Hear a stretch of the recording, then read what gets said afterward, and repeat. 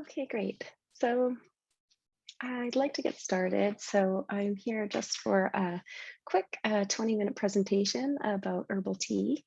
I'm excited to offer this presentation at the Herb Conference in 2022. So thanks so much for having me and for your attention for the next 20 minutes as I go over a few of my favorite things to put in tea. Firstly, I want to acknowledge where I am. I'm here in Vancouver in my small office on Venables Street. And Vancouver is part of the unceded traditional territories of the Musqueam, Squamish, and Tsleil-Waututh nations.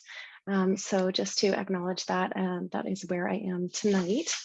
And I love it here in Vancouver. I'm actually from Vancouver, born and raised here.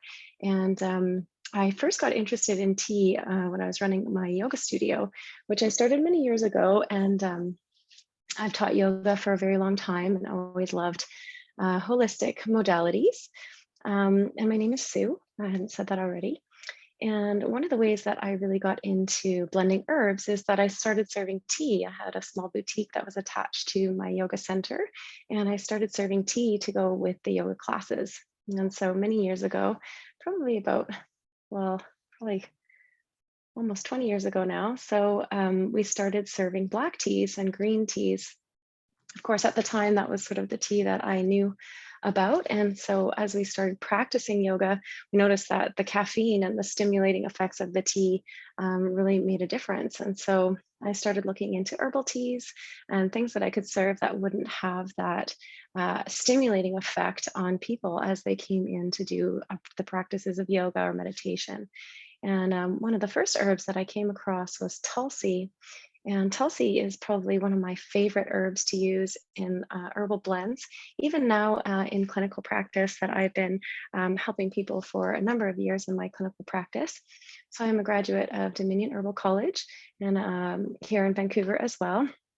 Where I was really lucky to study with teachers such as Julieta Criollo and Catalin Yardley and the lovely Christine Dennis in Ontario.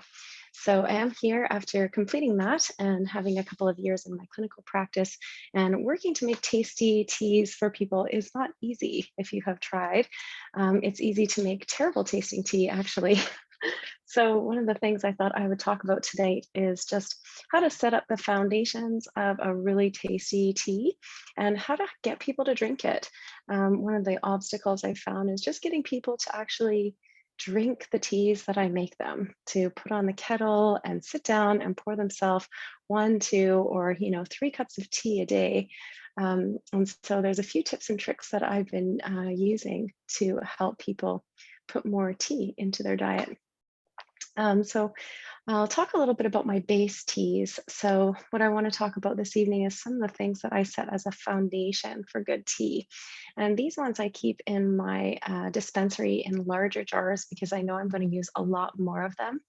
And I've chosen 9 just because I think there are lots of different tastes out there, lots of different effects, lots of different things that we want to do with teas.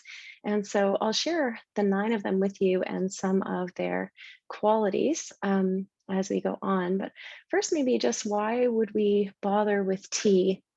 I mean, I know behind me, you can see I've got all kinds of herbal extracts. You can get into tincture making and glycerins. And, when you get excited about tinctures, of course, you want to give everybody tinctures because you know how they work well, and they can be used for so many different things and combined easily in formulas. But I've really noticed that tea is actually, in many ways, more effective or more helpful maybe to overall health maybe than tinctures are, because plants that are extracted in water easily just sort of give up their generously their qualities for us to consume. And a water-based infusion is a really great way to get nutrients into the body, to get the qualities of the plants, their attributes into our system. And it's readily absorbed and easy to assimilate and can be very, very enjoyable. I mean, even just the act of taking time for tea was really a big part of all of my years of yoga, and just instilling in that the lifestyle that it is to work with herbs, and that they do need to be in your life every day and used in a way that they can offer the most benefit. So I do have a few notes here that I'm going to look on as I speak so that I make sure that I cover everything that I intended to tonight. I wanted to just touch a little bit on infusions and decoctions. Decoctions, of course, are what we would boil on the stove. So they're still water-based teas, and they can be delicious and nutritious. I love my decoctions. I actually make herbal teas and sell them as my formulas. I've taken a really long time to come up with my best blends that taste yummy and still have the best effects. So I do have some decoctions that I really love and would love to talk about, but I'm going to leave them for another time because I really think that infusions deserve their own 20 minutes. So starting with that, infusions, and you'll learn this in herbal medicine. If you don't know already, infusions are usually the leafy plants and the flowers that we just pour warm hot water on and we allow it to steep. Now, infusions take a little bit longer to steep than plant infusions take a little longer to extract than maybe just a quick green or black tea. And so for that reason, I'm also going to exclude the green and black teas that I blend because those teas, they extract very quickly. And so green and black teas need to be just sort of flash steeped, maybe black teas for about a minute, green teas maybe 2 or 3. But they really don't have the same flavor if you let them sit in the water as a lot of these other herbs that I'm going to talk about tonight do. So I'm going to focus mostly on other herbs, although I don't want to leave out Camellia sinensis because it's an amazing drink. It's highly antioxidant, and I love tea. I love black tea and green tea, but I really just want to focus on the herbal teas tonight. And one of the things that all herbal teas contain, as soon as you pour water on plant, you're going to extract the polyphenols. So these are all the plant constituents that come out into the water that we consume when we're drinking herbal tea. And every plant has different polyphenols in it. And so that's how we know what we want to blend together, because we're looking for certain constituents of plants. They're easily absorbed because they're in this water-based drink that the body can relate to. And so that can be, I think, one of the nicest ways to get nutrients and especially minerals into someone's diet, especially if they need a little bit of extra nutrition, or if they're not eating very much, or if they just want to add more nutrition into their diet. So as I go through, I wanted to also talk about some of my favorite things to put in teas, and I have a few things that I pulled off my shelf to talk about, just sort of plants that I really love and I love the flavor of. But of course, what makes a good cup of tea? There's a whole definition of the word organoleptics. If you haven't heard that word before, it's just simply the interpretation of the 5 senses.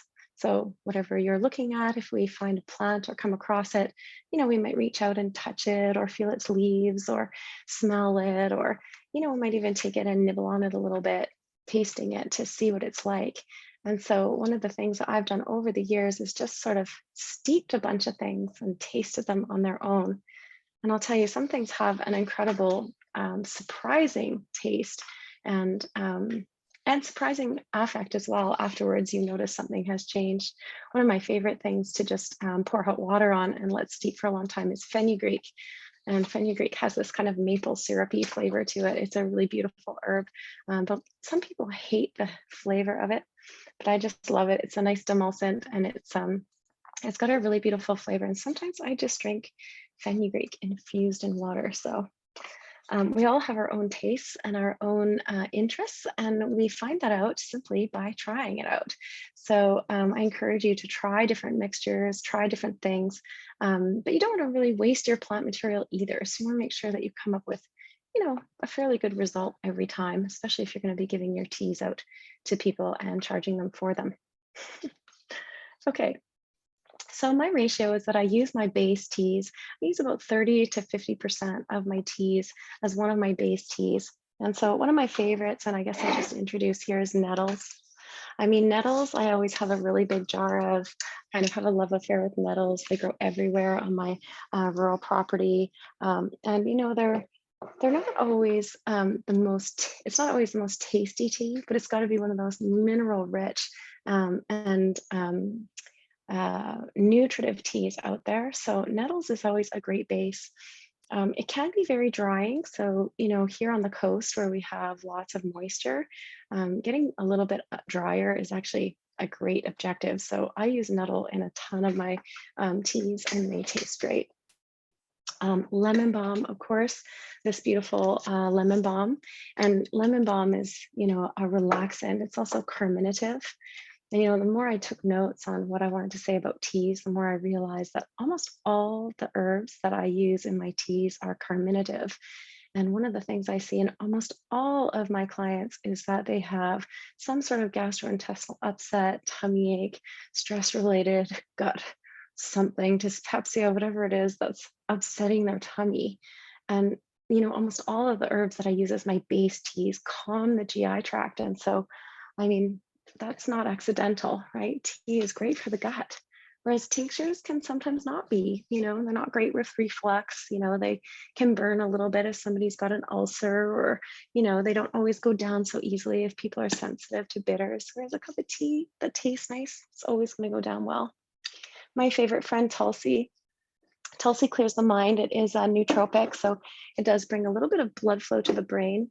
I'm a really keen meditator, so I always sit with Tulsi and then enjoy a little bit of clarity of mind. And Tulsi is a really wonderful carminative. It really does help digest and assimilate the food we eat. And so it's one of my favorites. And I sometimes blend it with cardamom.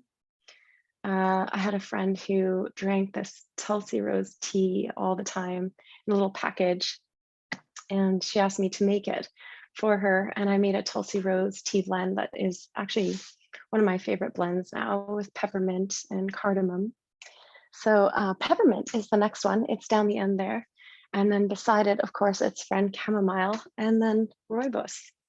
So rooibos tea is it's not actually an herb, it's a bark from Africa, and my stepfather is South African. So I just happen to have a huge supply of rooibos. And so I started mixing it in, and he drinks it every day. And so I'm sort of stuck with rooibos, to be honest, but it makes a great colorful tea and tasty as well. And there is anti-inflammatory qualities to most of these herbs, rooibos included. Chamomile in particular, which actually might be one of the most healing herbs to drink in tea. And so just starting to get to know those basic teas, I think I said all of them. Save one, raspberry leaf is also an amazing base for all teas. It sort of tastes like black tea, and it's a great uterine astringent, slightly drying as well. So you want to use it carefully, in dry conditions. And then yerba mate. Yerba mate is a stimulant that I like to blend with herbs instead of green and black tea. And I do that because sometimes we do need a little stimulant. It can be a great herb for cardiovascular issues. It can help lots of different systems of the body. It's highly antioxidant, as are most herbs and most teas.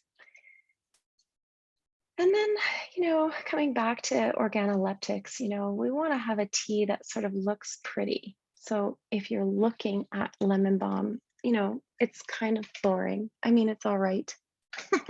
I love lemon balm, but adding something that brings a little color into the tea so that when you look at it, it looks beautiful.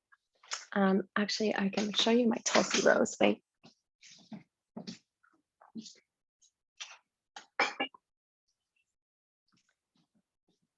So this is my sensuality, which I've added rose and lavender to. So it looks really pretty. And this one, Tulsi Rose with cardamom in it, which is also quite a nice looking tea. It's got a little bit of chamomile in there as well. So sometimes, when someone's going to make a loose leaf tea, having them see it and say, wow, that sure looks beautiful. I'm going to drink this beautiful thing, brings also an honoring of the plant. So some of the things that I use as colors or to make it look kind of pretty: rose. lavender, of course, because it's that beautiful purple, although not too much because it can be a bit bitter and kind of the aromatics of lavender can be quite strong. Calendula, which is also amazing for gut inflammation because it's going to heal and seal, a wounded or sore GI tract. Blue cornflower, which really doesn't have a lot of medicinal properties, but it really looks pretty. I put it in my blissful sleep tea, and it steeps beautifully and adds a little bit of flavor as well. Blue tea you can actually make with butterfly pea. When I was in Thailand, I came across this beautiful plant called butterfly pea, and it makes this deep, rich azure blue tea. So if you want to get into making tea colorful, that's a really good one to take a look at. Elderberries and of course schizandra, which are just bright red berries. And they add a lot of color. Of course, we want to be careful with elderberry. It's diaphoretic. I'll never forget when I got into making teas with elderberry, and I thought I was having nights and sweats in my 30s and had a freak out and just realized that I was drinking elderberry tea in the evening and I was just sweating buckets because I was drinking so much of this beautiful berry colored tea that I made. So it's also a way to kind of learn to work with the plants and to extract their color. Dried oat straw is also really pretty in tea. Sometimes you can get this. I don't always have a supply of it depending on the season, but these are just the oat tops. And I show them because they just look really pretty in a tea blend. And they're also very calming and nutritive. So something nice to add, for nervous conditions or anxiety or something just to calm down. And then of course your flavors. So because I don't use any additives in tea, I want to bring out some kind of natural flavor. So I use a lot of fennel and anise seed and licorice root to do that, which are also very moistening. So you want to use them carefully. So, they might be good to balance out a more drying formula. So if you had something like nettles, which tend to be quite dry, it might be nice to blend them with something that balances it out. So adding a little moisture with fennel to have a really balanced formula. And they taste great. Anise seed, I'm kind of hooked on. But of course, you could use things like cinnamon, stevia if you really want a sweet tea. And then I recently have been adding dehydrated fruit. I came across a supplier that was dehydrating raspberries and strawberries. And so I've been taking some of the dehydrated fruit and just crumbling it up in the tea. And boy, does it taste nice, and it's sweet. And it gives you a little bit of a berry flavored tea because people think tea should taste like candies. So if you have someone who really needs it to be sweet, like little kids, you want to put a little bit of the dehydrated fruit. It's a nice way to sweeten it and add quite a bit of flavor in there. So that's something to experiment with. Cardamom and decorrugated cardamom, which I found, which is the cardamom that's had the pod taken off of it. And so you end up with just the little seeds, and they're really rich in flavor, and they steep and extract really, really nicely. Fenugreek, of course, which has that maple syrupy flavor, and the natural flavor of ginger, which so many people enjoy. Nutmeg, also chocolate, a little bit of raw cacao. Never a bad thing sprinkled in tea if you like a chocolate flavored tea, something to play with a little bit. And then of course you have your medicinal herbs that you want to throw on top.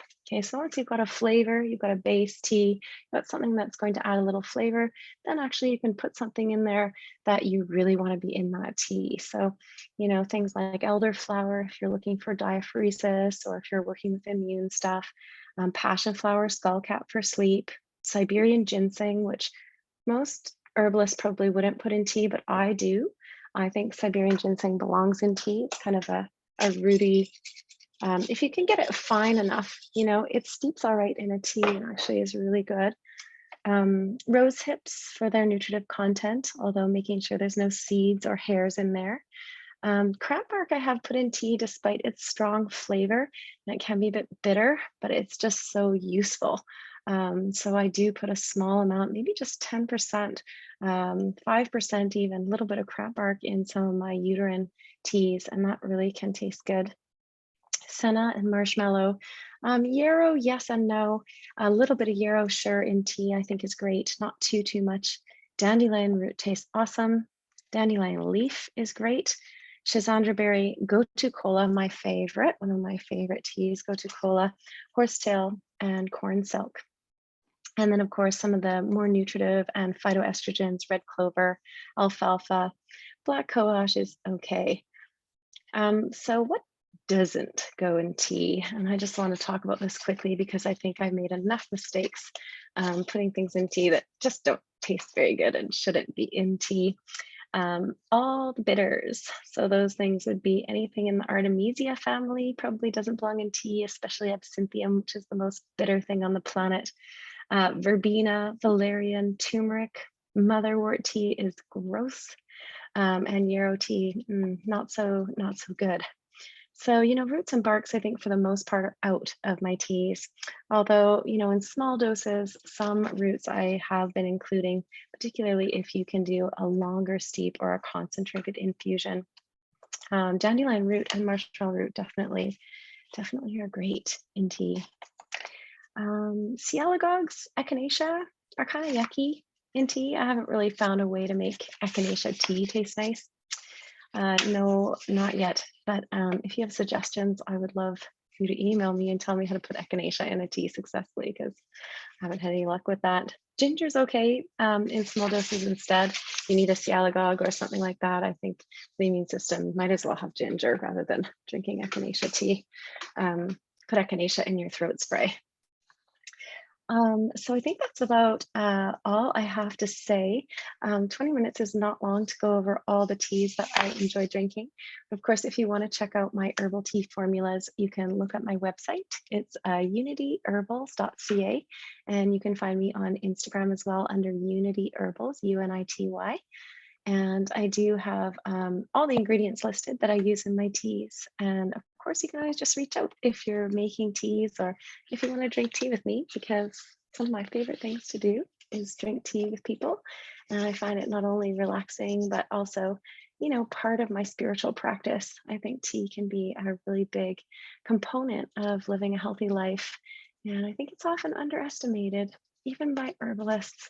The power of tea is great. And I think that all of us can really share it and give it freely to one another. It's quite an affordable way to change a person's health, change your own health, and live a happier and more whole life. So thanks for having me today and for listening to my chatter and for listening to the herbs that I love so much. And I hope to be able to meet each of you in person or online again very soon.